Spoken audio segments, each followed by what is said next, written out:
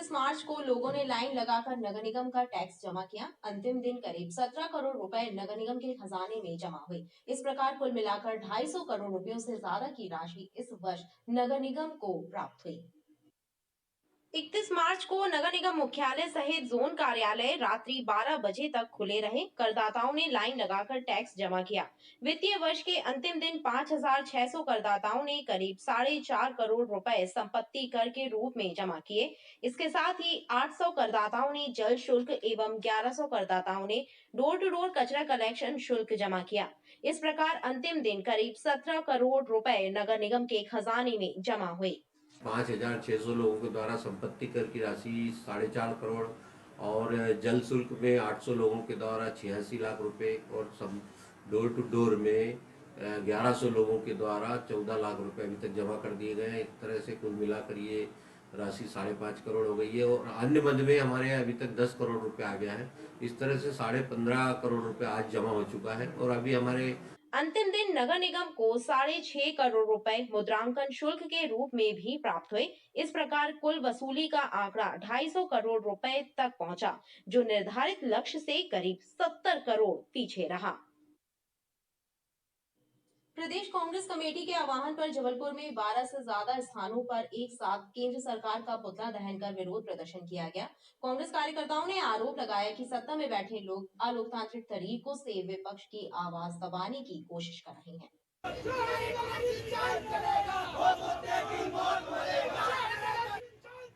कांग्रेस कार्यकर्ताओं ने ब्लॉक स्तर पर केंद्र सरकार का पुतला जलाकर आक्रोश व्यक्त किया। कांग्रेस कार्यकर्ताओं ने आरोप लगाया कि सत्ता में बैठे लोग अलोकतांत्रिक तरीके से विपक्ष की आवाज दबाने की कोशिश कर रहे हैं। षड्यंत्र पूर्वक राहुल गांधी की सांसद सदस्यता समाप्त की गई है, ताकि जनता की आवाज बनकर लोकसभा में सत्ता से सवाल न कर सके।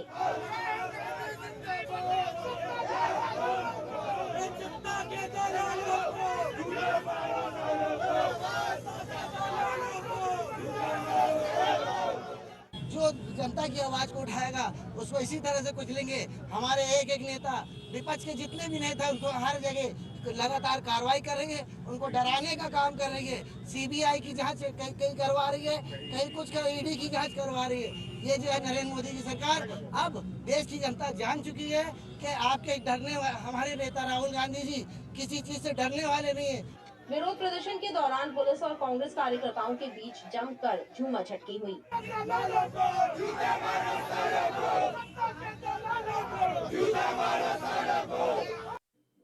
वेतन विसंगति सहित अन्य मांगों को लेकर आशा उषा कार्यकर्ताओं की हड़ताल शुक्रवार को 17वें दिन भी जारी रही। आशा उषा कार्यकर्ताओं ने प्रदर्शन स्थल पर प्रदेश सरकार के विरुद्ध प्रदर्शन और नारेबाजी करते हुए चेतावनी दी कि जब तक सरकार उनकी मांगे नहीं मानेगी, आंदोलन जारी रहेगा।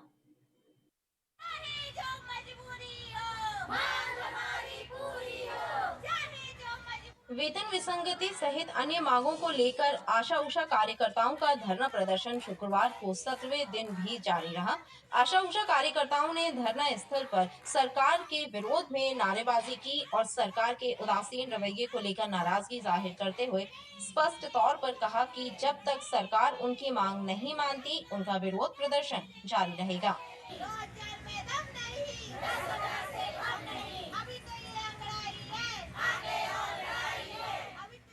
आज हमारी हड़ताल का 17वां दिन है। हम 15 तारीख से हड़ताल पर बैठे हैं। मांग ये है कि आशा को 2,000 देते हैं वर्तमान में, तो आशा को 10,000, सहयोगी को 15,000 जल्द से जल्द दिया जाए, निराकरण किया जाए।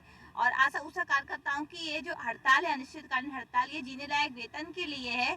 शासन प्रशासन इस कदर मजबूर करी हुई है कि एक तरफ तो देवी स्वरूप महिलाओं को एक अलग सम्मान देती है और दूसरी ओर इतना प्रदर्शन हो रहा है, उसके बाद सरकार की चुप्पी ये बताती है कि महिला विरोधी सरकार है और आशा उषा कार्यकर्ताओं की मांग का जल्द निराकरण करे, अन्यथा आशा उषा कार्यकर्ताएं आक्रोशित तो हैं ही और साथ ही उग्र आंदोलन करने की भी चेतावनी दी जा रही है। बीते 15 मार्च से आशा उषा कार्यकर्ताओं के द्वारा अपनी मांगों के समर्थन में आंदोलन किया जा रहा है। हिंदू सेवा परिषद के कार्यकर्ताओं ने शुक्रवार को ऐतिहासिक गदा यात्रा निकाली। इस यात्रा के समापन के अवसर पर सदर निवासी एक युवक ने मुस्लिम धर्म छोड़कर हिंदू धर्म अपना लिया। हिंदू धर्म अपनाने वाले युवक का नाम सज्जाद खान है, जिसे रोमी ठाकुर नाम दिया गया है। 500 वर्ष पहले सनातनी सेवा परिषद द्वारा जबलपुर में निकाली गई गदा यात्रा में ऐतिहासिक पल जुड़ गया। गदा यात्रा के समापन के मौके पर नौदरा ब्रिज हनुमान मंदिर में एक युवक ने मुस्लिम धर्म छोड़कर हिंदू धर्म अपना लिया। युवक को हनुमानगढ़ी अयोध्या से आए संत राजूदास महाराज ने तिलक लगाया और भगवा वस्त्र धारण कराकर उसे रोमी ठाकुर नाम दिया। इस अवसर पर रोमी ठाकुर ने कहा कि हिंदू धर्म के प्रति उसकी गहरी आस्था है, इसलिए उसने हिंदू धर्म अपनाने का फैसला किया। वहीं दूसरी ओर संत राजूदास महाराज ने कहा कि लोगों में हिंदू धर्म के प्रति आस्था और जागृति बढ़ रही है, इसलिए लोग घर वापसी कर रहे हैं। जो सनातन में घर वापसी किया है, आज उनका नाम हमने इस मंच पर रोमी ठाकुर आज उनका नाम रखा गया है। रोमी ठाकुर आज उनका नाम रखकर सनातन जो सदैव सर्वे भवन्तु सुखिनः सर्वे सन्तु निरामया विश्व बंधुत्व के साथ कार्य करती है, काम करती है और पूरे विश्व को हिंदू राष्ट्र बनाना है, यह परिकल्पना है। और सनातन के प्रति हाव भाव और झुकाव सभी व्यक्ति का है। भारत में रहने वाला हर व्यक्ति सनातनी हिंदू था, हिंदू है और हिंदू रहेगा। हमको सनातन पसंद है, शुरू से मतलब पसंद रहा और हम दर्शन के लिए महाकाल भी जा चुके बहुत सी बार, तो हमको उनसे लगाव है, इसलिए हम सनातन धर्म में आ गए। कब से आपका रुझान हुआ हिंदू धर्म की तरफ? 2016 से ही था, मगर कोई वो नहीं मिला, आज मिला मौका तो हमने। आपके परिवार से या जानने वाले में से कोई हिंदू धर्म में आया है? नहीं, हमारे इसमें परिवार में कोई है ही नहीं। इस अवसर पर हिंदू सेवा परिषद के पदाधिकारी और कार्यकर्ता बड़ी संख्या में मौजूद रहे। मध्य प्रदेश में नई शराब नीति के तहत शनिवार 1 अप्रैल से अहाते बंद हो जाएंगे। सरकार की नई आबकारी नीति को लेकर आबकारी विभाग का अमला सभी शराब दुकानों की निगरानी करेगा और अहाता का संचालन पाए जाने पर विभागीय प्रकरण दर्ज कर कार्रवाई की जाएगी। मध्य प्रदेश में नई शराब नीति के तहत 1 अप्रैल शनिवार से शराब अहाते बंद हो जाएंगे। आबकारी विभाग ने नई शराब नीति का 100% पालन कराने की तैयारी पूरी कर ली है। आबकारी विभाग का अमला अपने अपने क्षेत्रों में शराब दुकानों की निगरानी करेगा और अहाते का संचालन पाए जाने पर विभागीय प्रकरण दर्ज कर विधि अनुसार कार्रवाई की जाएगी। जिले के सहायक आयुक्त आबकारी रविंद्र मानिपुरी ने बताया कि नए वित्तीय वर्ष के लिए जिले में 45 में से 44 ग्रुपों का शराब ठेका निष्पादित किया जा चुका है। केवल एक ग्रुप के ठेके का निष्पादन प्रक्रिया में है। 44 ग्रुपों से 685 करोड़ रुपए राजस्व प्राप्त किया गया। आज दिनांक तक हमारे 45 में से 44 ग्रुप्स जो हैं वो निष्पादित हो गए हैं। एक ग्रुप बचा हुआ है, उस पर भी आज हमको टेंडर प्राप्त हुआ है, लेकिन अभी उस टेंडर पे डिसीजन नहीं हो पाया है, तो कह नहीं सकते कि उसमें क्या आगे डिसीजन होगा। बाकी 45 में से 44 ग्रुप्स हो गए हैं। हमारे जो 44 ग्रुप्स थे उनका इस साल का मूल्य था 623 करोड़ रुपए और हम लोगों ने उनसे प्राप्त कर लिए हैं 685 करोड़ रुपए। अहाता आज से बंद हो रहा है। आबकारी विभाग कल से सतत निगरानी करेगा, क्षेत्र में हमारे ऑफिसर्स जाएंगे, अगर कहीं अहाता पाया जाता है तो विभागीय प्रकरण कायम किया जाएगा, कार्रवाई की जाएगी। नर्मदा रोड स्थित स्वयं सिद्ध साईं दरबार से शुक्रवार को साईं शोभा यात्रा धूमधाम से निकाली गई। शोभा यात्रा में बाबा की पालकी के साथ देवी देवताओं की झांकियां शामिल थी। मंदिर प्रांगण से शोभा यात्रा का शुभारंभ हुआ और शोभा यात्रा पुनः मंदिर में समाप्त हुई। नर्मदा रोड साईं मंदिर से शुक्रवार को साईं जन्मोत्सव और रामनवमी के उपलक्ष्य में साईं शोभा यात्रा निकाली गई। शोभा यात्रा में बाबा की पालकी और देवी देवताओं की झांकियों को शामिल किया गया। बैंड बाजों के साथ निकाली गई शोभा यात्रा में साईं भक्त बड़ी संख्या में शामिल हुए। श्री रामनवमी पर बाबा जी की पालकी यात्रा का प्रारंभ किया जाता है मंदिर से और रामपुर बस्ती, पटेल मोहल्ला और बंदरिया तिराहे से लौटकर फिर हम लोग श्री स्वयं सिद्ध साईं धाम में समापन करते हैं। आज विशाल भंडारा सुबह से प्रारंभ था। शोभा यात्रा का शुभारंभ मंदिर प्रांगण से हुआ और विभिन्न क्षेत्रों का भ्रमण करने के बाद शोभा यात्रा पुनः मंदिर में समाप्त हुई। मध्य प्रदेश में शुक्रवार को भी मौसम के मिजाज बिगड़े नजर आए। पश्चिमी विक्षोभ के असर के चलते प्रदेश के कई जिलों में बारिश और कई जिलों में हल्की बूंदाबांदी हुई। जबलपुर में भी मौसम का मिजाज बदला हुआ नजर आया। मध्य प्रदेश में शुक्रवार को दूसरे दिन भी मौसम के मिजाज बिगड़े नजर आए। प्रदेश के कई हिस्सों में बारिश और ओले गिरे तो कई इलाकों में तेज हवाओं के साथ बूंदाबांदी हुई। जबलपुर जिले और संभाग में भी पश्चिमी विक्षोभ का असर नजर आया। यहां आसमान पर बादलों की मौजूदगी के साथ हल्की बूंदाबांदी हुई और तेज हवाएं भी चली। मौसम वैज्ञानिकों ने बताया कि पूर्वी मध्य प्रदेश में पश्चिमी विक्षोभ के कारण मौसम के मिजाज बदले हुए हैं। अभी आगामी 24 घंटे में मौसम ऐसा ही रहेगा। इसके बाद मौसम साफ होगा और फिर गर्मी का असर तेज होगा। थोड़ा देर में धूप और थोड़ी देर वो बीमारी का घर, ये बच्चों को तो काफ़ी असर पड़ रहा है ये सारी चीज़ों का। बच्चों से सतर्कता थोड़ी सी बरकरार रखें बच्चे वगैरह। अभी भी मौसम उस प्रकार का बना हुआ है, बारिश होने की संभावना समझ में आ रही है। कहीं धूप कहीं छाया। आज सुबह सुबह पानी रिमझिम रिमझिम बारिश हो गई और कल भी संभावना थी पानी गिरने की, बदल बने हुए थे, जिसके चलते बहुत तेज उमस के कारण क्या बीमारियां फैल रही हैं। अस्पतालों में लगातार मरीज जा रहे हैं।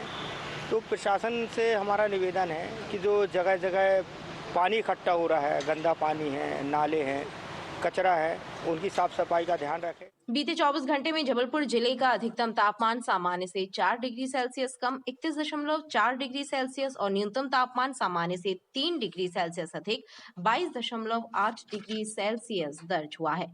मौसम विभाग ने आगामी 24 घंटे में संभाग के जिलों में कुछ स्थानों पर गरज चमक के साथ वज्रपात होने की संभावना व्यक्त की है। गोरखपुर शराब की दुकान को बंद करने की मांग को लेकर शुक्रवार को चौथे दिन भी क्षेत्रीय नागरिकों और स्थानीय महिलाओं ने शराब दुकान के पास धरना देकर विरोध दर्ज कराया।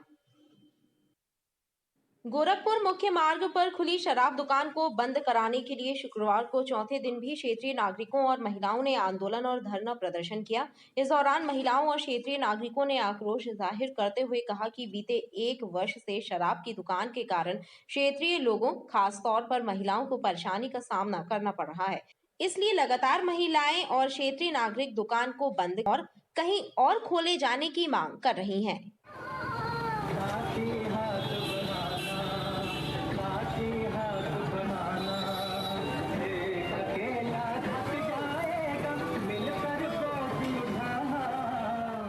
भैया हम लोग 4 दिन से बैठे, वो तो आप देख ही रहे हो। आज हम लोग रात भर बैठेंगे अगर ये दुकान नहीं हटती है तो। हम लोग आज मतलब रात में भी घर नहीं जाएंगे। अब ये और तरुण भैया ने भी बोला है कि वो भी कल से बैठेंगे। परेशानी ये है कि यहाँ पे दुकान होने से हम लोग को बहुत प्रॉब्लम हो रही है ना, बच्चों का निकलना रहना। देखिए ना कैसी भीड़ है, आप देखो, कमेंट पास करते हैं, कंफर्ट नहीं लगता यहाँ पे निकलना, तो बहुत दिक्कत हो रही है। और अगर नहीं हटती आज तो हम लोग रात भर यहीं बैठेंगे। जब तक ये दुकान नहीं हटेगी कोई नहीं हटेगा यहाँ से। आज चौथा दिन हो गया है हमको इस अंश यहाँ पर बैठे हुए। हम चाहते हैं कि ये दुकान को यहाँ से हटा दिया जाए, कहीं और शिफ्ट किया जाए। इस दुकान की वजह से विगत 1 वर्षों से हम इतनी परेशानी झेल रहे हैं कि बच्चे स्कूल से आते हैं तो घर के अंदर रखना पड़ता है कि बच्चे बाहर खेलने ना जाएं, किसी तरह की अनहोनी ना हो जाए। बिल्कुल हमारा अपार्टमेंट इस दुकान के बाजू से ही अंदर को जाता है। यातायात भी में भी इतनी परेशानियाँ आती है कि यहाँ जो पीने वाले आते हैं वो ऊटपटांग तरह से गाड़ियाँ खड़ी कर लेते हैं और उसके बाद हमको अंदर से अपने अपार्टमेंट से गाड़ियाँ निकालने में परेशानी होती है। और हमको बीच में अपना गेट भी लगाना पड़ा अपने अपार्टमेंट के बीच में कि यहाँ के लोग अंदर ना जाए हमारे यहाँ। वहाँ पर बाथरूम यूज़ करते हैं, बुरी तरह से पी के पड़े रहते हैं। मतलब विगत 1 वर्षों से बहुत परेशानी उठा रहे हैं हम। तो अब हमने ये तय किया है कि हम यहाँ पर ही धरने पे बैठ के इस दुकान को यहाँ से हटवाएंगे। तरुण भैया ने भी कल आश्वासन दिया है कि 1 तारीख से दुकान हट जाएगी और नहीं हटी तो वो खुद इस धरने पे बैठेंगे। बड़े बुजुर्ग सब यहाँ निकलना उनका दूभर हो गया है। शाम को 6 बजे से यहाँ पे ऐसा जमावड़ा रहता है कि लोग अपने घर से बाहर झांक भी नहीं सकते। निकलो तो दारू पी के पड़े रहते हैं, जगह जगह बॉटल लिए खड़े रहते हैं, गंदे गंदे कमेंट पास करते हैं। तो आप जैसा कि आपको भी पता है कि जो भी एक्सीडेंट हो रहे हैं या महिलाओं और बहनों के साथ जो भी अपराध होते हैं ज़्यादातर दारू पीने के बाद होते हैं। तो हम उसका वेट तो नहीं करेंगे ना कि यहाँ कोई अप्रिय घटना हो और फिर सरकार कदम उठाए। इसलिए हम चाहते हैं कि ऐसा कुछ हो ना और उससे पहले ही ये दुकान यहाँ से हट जाए। कल 1 तारीख है, हम यहाँ दुकान खुलने नहीं देंगे और हम यहाँ महिलाएं सब कोई अनशन में बैठेंगे जब तक कि ये दुकान बंद नहीं हो जाती। हालांकि इस दौरान दुकान मालिक ने क्षेत्रीय नागरिकों को आश्वासन दिया है कि उनके द्वारा 1 अप्रैल से दुकान किराए पर नहीं दी जा रही है, जिसके चलते 1 अप्रैल से शराब दुकान नहीं खुलेगी। खबरें लगातार जारी हैं, आप देखते रहिए BDV न्यूज।